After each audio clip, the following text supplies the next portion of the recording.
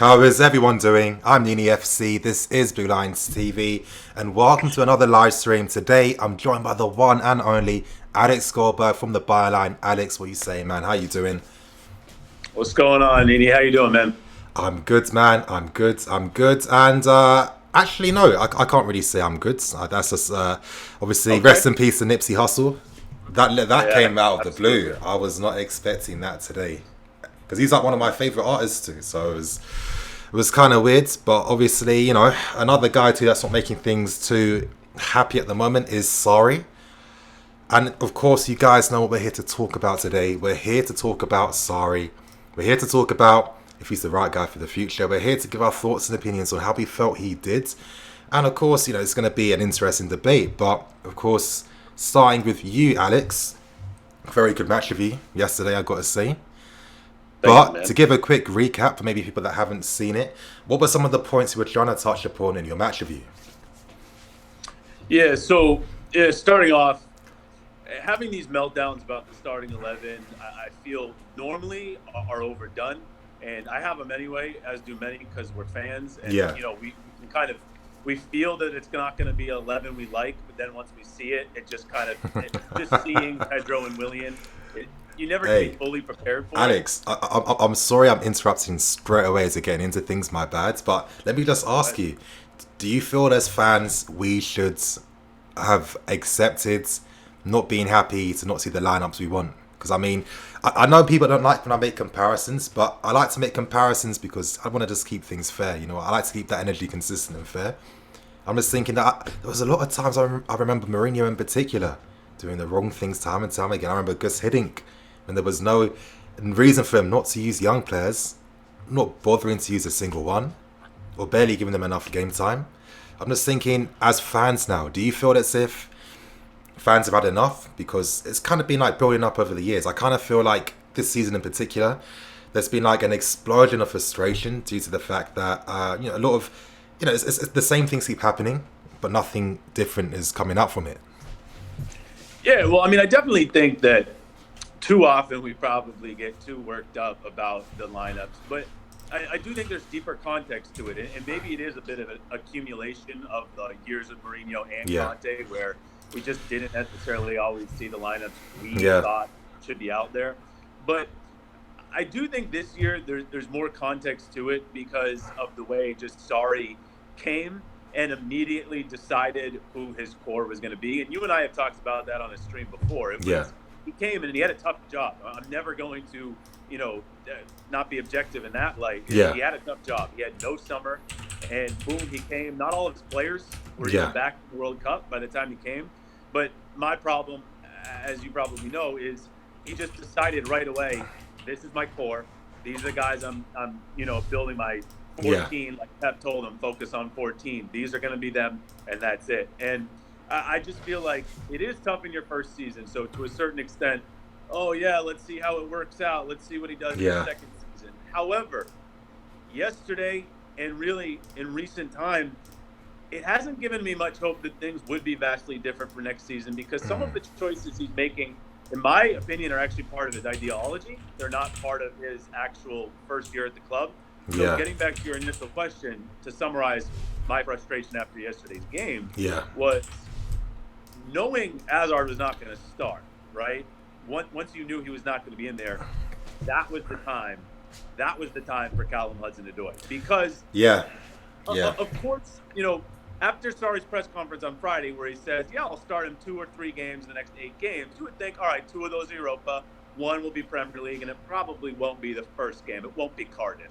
But when you learn Hazard's not starting, and also, Nini, remember this, Mhm. Sarri said on Friday when he was talking about Hudson-Odoi with England that Hudson-Odoi prefers the left wing and that he was better at Yeah. left wing. So that was really the chance to have Hudson-Odoi get a start at left wing, which would have been rare and amazing, Yeah. but also against a lesser opponent, and fine, have Willian or Pedro at right wing. That was really the chance there, in my opinion. But Mm. it then went beyond that. It wasn't just Hudson-Odoi. It was obviously Alonso for Emerson. Yeah. And, Loftus-Cheek, it's tough to know right now about Loftus-Cheek, isn't it? Because Yeah. Yeah. he withdraws from England, but there was no injury. It was just precautionary. So it's tough to fully critique Sarri there, I will say, because yeah, you never want to push Loftus-Cheek to the point where he has the injury again. However, Yeah, I am starting to think the guy's got one Premier League star. I mean, he's got it's one crazy. Premier League It star. is crazy. It is. Yeah, it's crazy. And by the way, he has more Premier League goals than Barkley with only one Premier League Yeah, star. of course, of course. So you got to think after a while, if you're not going to start Hazard, Conte, and Loftus-Cheek, and Hudson-Odoi, and Emerson, well, then you can't even set yourself up for the substitutions that really should be happening. You know what I mean? It's more players. You can't bring those 5 players all off the bench. So then my problem really was, I treated yesterday's match review as a draw because I need to look. You're all about look objectively. It's all about, of course. It's not black and white, right? You got to look at the context of the game. I agree. We got 3 points. Yay! We got 3 points. No.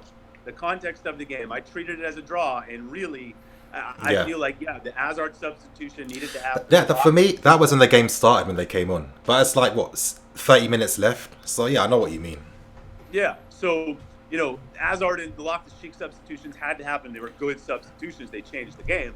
And then we could debate all day if Giroud should have been the substitution over Hudson-Odoi. I'm not fully against it, but I can just argue Sarri put himself in that situation by his starting 11. By the way, not starting Giroud in these Premier League games because Higuain is seemingly his Premier League striker. By not starting all these guys, he made it. He made it that Callum Hudson-Odoi went unused against the Cardiff City. Yeah. And that reaction that Callum Hudson-Odoi had, shaking his head, I don't blame him. Yeah, I mean, I agree. This Hudson-Odoi thing is a bit annoying. Now, let's be serious. We know that Sarri isn't a guy for any occasion. So let's say if everyone's excited and in the moment about something, Sarri is like the serial, I wouldn't say cynic, that's too strong of a words, but he's a guy that doesn't let any occasion overwhelm him. You know what I mean? He's going to keep the same energy consistent. But when it comes to Callum Hudson-Odoi, it is getting frustrating in that sense that on merit, he should be playing, because on merit, we're not seeing performances from Willian or Pedro. And here's the thing, and there's context, and I know that context become like a dirty word all of a sudden. I don't understand how it has. I really don't get it. But again, the context I was going to say is like, I sympathise with Willian and Pedro a bit, because if you're playing with Alonso and Aspi every week, if you were Ronaldo down the left, imagine Ronaldo and you got Alonso down the left. He's not helping him do anything. You know what I mean? So I understand all the context and the frustrations, but I think that Sarri maybe is sticking too close to the rule book. I'm going to sound a bit different now, because if we looked at things differently, there is an argument that maybe Sarri is the first Chelsea manager over the past few years that's actually developed a development structure from a player from the academy. When Sarri was talking about the future, that's the thing with Sarri. When he refers to Hudson-Odoi, he's thinking about the future all the time. He's thinking that, next year, when he's 19, the guy will be playing 30, 35 games. Obviously, the debate is we should be using him now. Yeah, but, Sorry, I don't mean to interrupt, but, I was going to be on a stream of yours a couple weeks ago, and I apologize I couldn't be on. And, part of the reason why I wanted to be on was I was seeing you, and it's a good point, but I do have a respectful rebuttal to, and it's not just you who's made it. It's many people who have said, well, look, Sarri is the manager who's given Hudson-Odoi this time. He's the one who, in ways, helped him get that England call-up. Yeah. Here's my rebuttal. I understand Mourinho was not great with youth. I understand that. But by the way, he has played teenagers. But overall, I understand that. But let's be serious, though. He's used them in a very patronising sense. We've seen a lot of managers use our youth very patronisingly, giving them the last 5 minutes out of position, Sure. And I'm never going to change the narrative on Mourinho with youth, nor Conte. I understand. And with Conte, there's examples, too, where he has played them, even at Juve, but not a lot. So I understand that. However, Sarri was just the guy in charge this year. Let's not make it seem like Sarri really stuck his neck out for Hudson-Odoi more than really any other manager would. And a huge reason why I say that is, remember, Hudson-Odoi was there in preseason. Was Eden Hazard? Yeah. No. Hudson-Odoi was there to get all those preseason minutes. So, yeah, I remember tweeting that already when Hudson-Odoi started and then continued to get them. But mean, any manager would have looked at the wingers he had and given Hudson-Odoi all that. Oh, let's not. Oh, I think that's too. I think that's too strong to say. Let's cast our minds back to Jeremy Berger last preseason. Played fantastically well. After Cahill got him, taken off, never saw him again. So let's be. This is what frustrates us with managers. But yeah, we're talking about preseason. There was nobody else for him to play. He had Willian and Pedro, obviously, but that was it. What, he was going to play Lucas Piazza? I mean, yeah, of course not. Of course not. He was.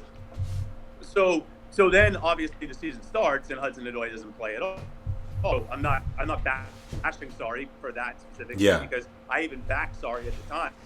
I said, nah, it's to take over with the expectation and play an 18-year-old, even though he played a lot in preseason. So I get that. But Nini, at this point, all of these appearances from Hudson, Europa League appearance, Cup experience, was really bit minutes where Sarri then gets to say, oh, he's played this many games, right? He's played all these games. That's skewing it. That is skewing it. And I'd like to believe Sarri is 18. With Sarri or not, really, I mean that. With Sarri or not, Hudson-Odoi was going to be pushing any manager for these minutes. So once again, when you look at the context, really, Hudson-Odoi was going to be here. And I'd like to believe, fine, you want to talk about Conte and Mourinho, but I'd like to believe most managers would have played Hudson, especially with Pedro and Willian stinking up the pitch. Yeah, I mean, I don't know if I agree with that, man, because I feel like there's been times. I mean, this is the thing. People, let's not make out that Hudson-Odoi is the only talented youth player we've ever had. There's been tons and tons and tons where they've constantly been mismanaged, and it's like if Hudson-Odoi was coming up through the youth ranks like a few years ago under Mourinho or something, things would be very different for him because it was impossible for him to get any game time. There was no structure, no nada, you know what I mean? So I don't think that's like the strongest reason, because just the nature of managers to be overly cautious every single time. Logically, I think logically as fans and as managers, we always get it mixed up, they think completely different to how we see things. It's frustrating, I know, but I don't know, man. Nini, there's nobody else. It's Hazard. It's not a depth chart where you have your Sherla, like you have these. Yeah. These that also weren't getting time. The winger depth chart is so thin, and it's your best player, and then a player who's 31. And I know you know this. The club wants Hudson-Odoi to play this year, so let's add context in even more so. Yeah, so exactly. Really, like, and this I said in a Twitter video today is ask anybody who watched Sarri in Serie A, the biggest Sarri fans. I do a podcast with David Amoyal, huge Maurizio Sarri fan. He loves Sarri. Okay, he will admit Sarri is even more than stubborn. Do. So the fans, the media, and the club are all talking and telling him about Callum Hudson-Odoi. Do you think that makes him want to play him anymore? No. If anything. Yo, Alex, man, I think the stream quality is not too great right now. It keeps breaking up a lot. Let me just check connections. Connection seems fine, but I don't know if I might have to restart this.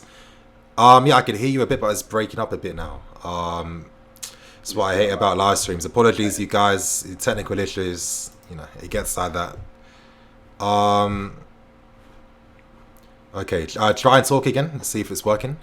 You guys, do I sound fine? How about now? Yeah. Yeah, it's better than before. It's not breaking up as much. It's not, but All right, so yeah. I'll just refresh what I was saying there is. Maurizio Sarri, the biggest fans of Maurizio Sarri. Can you hear me good now? Yeah, I can hear you good now. Okay, all right. I do a Serie A podcast with David Amoyal, Calcio podcast.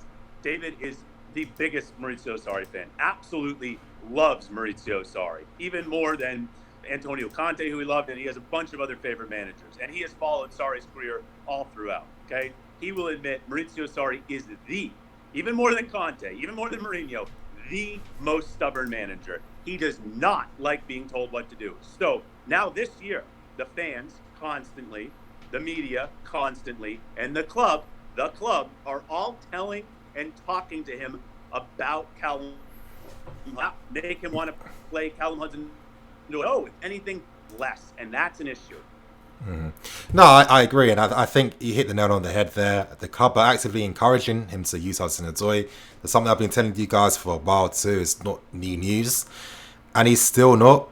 And I think this is where people mistake my position on Sarri, because for some reason it feels like people just forget all the amounts of criticism I've said towards him this season, the amount of videos I've done, talking points I could go on.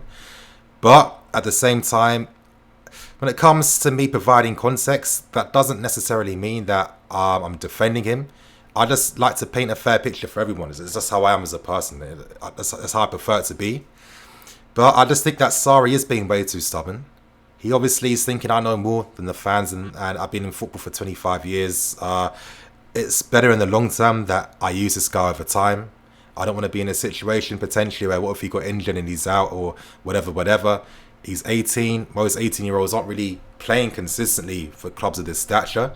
I can understand his mentality and his mindset when it comes to that.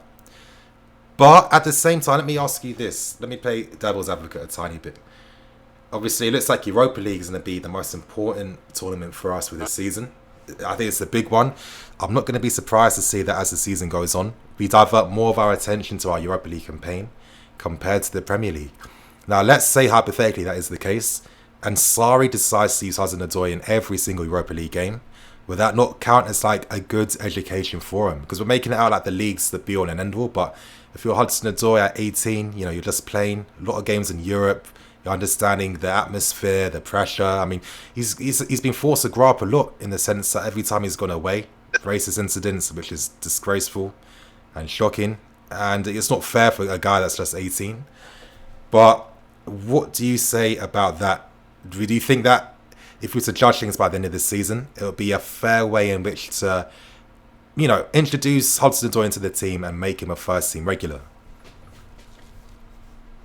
I think getting these next two games, and then you got to assume Chelsea move past their opponent, so maybe he gets the semi, Benfica or whomever. If he gets those type of games, yeah, and obviously some credit. However, the damn Premier League starts seriously, because I don't know if you saw this, Nini, but Eagles have been troublity of the Premier League. Yeah. So, okay, I want to see how Hudson. I want to see how he does the league start. I mean, you got Brighton on Wednesday, and I'm teasing my YouTube video myself for tomorrow, but huge decider for me on Maurizio Sarri. Huge. But and Brighton, Hudson-Odoi has to get a start. He has to get a start. Now, real quick, I got two random. Just want to make them while I think of them.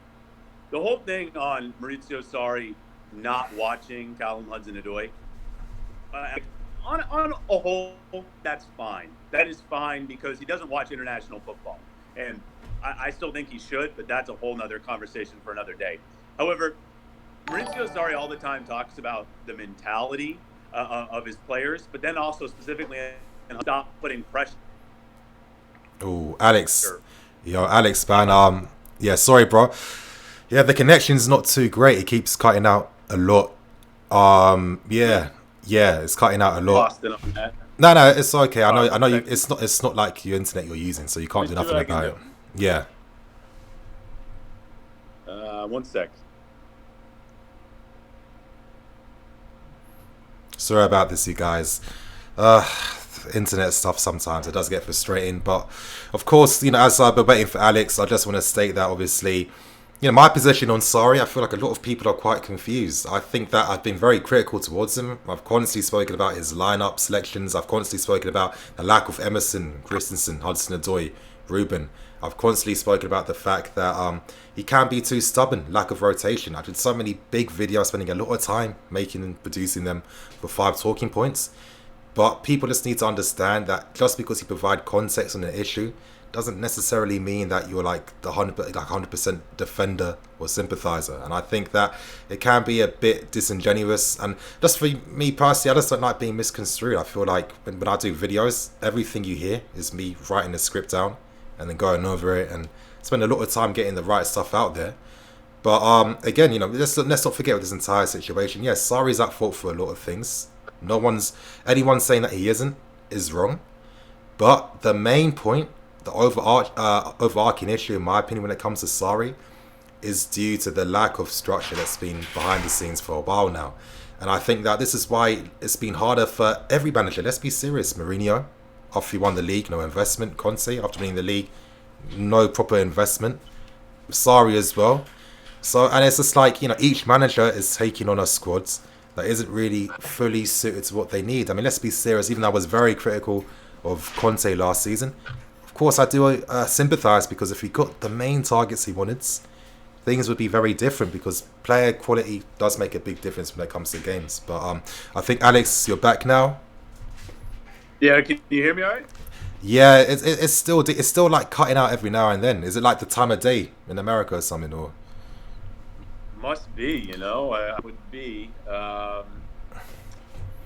Yes, but it's fine. I suck with tech. Yeah, it's fine. Yeah. Nothing's making sense. Let me see if it's better when I turn the camera off. I don't know. Okay. I dropped my webcam. What about now? Is it any better? Yeah, maybe it might have to be like no camera.